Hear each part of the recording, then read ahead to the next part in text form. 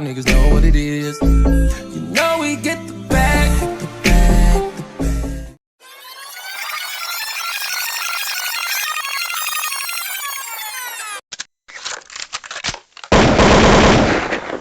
Don't you find it strange that in the black community, we can watch individuals align themselves up to people and somehow magically feel that means that person is worth a damn?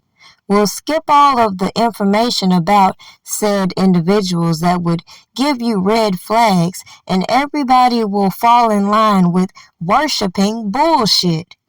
Now, some will dismiss the fact that yet another one of Dr. York's protégés have been caught up in these sexual abuse allegations. Yet the moment I start hearing people using this cult word so freely and bypass all of the cult-like behaviors we've seen programmed throughout so many of these influencers who've made their way onto the Hollywood scenes to flex their influence. How can you bypass how the black community is so beaten down that they're willing to gravitate towards some of these devious teachings and ignore the red flags?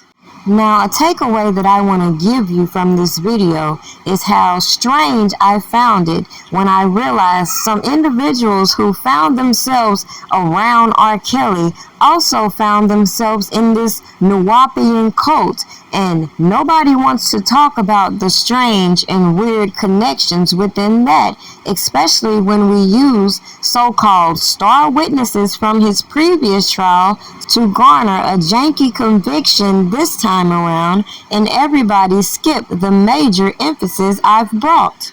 Now, quite naturally, you can't make all kind of bogus allegations against people based on the people that hang around them or may tell people they're in their inner circle. However, you must take note of these strange occurrences when you see people who once came out here fiercely defending York, for example, only to be caught up in their own allegations.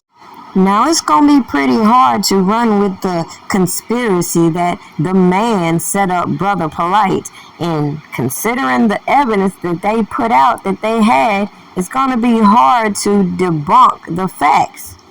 Yet, of course, we know that Polight has a lot of loyal followers, some who've even come out here proclaiming that these charges were dropped.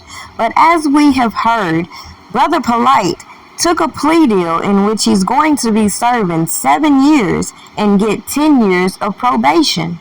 So for taking the innocence of a young child, this man gets 7 years.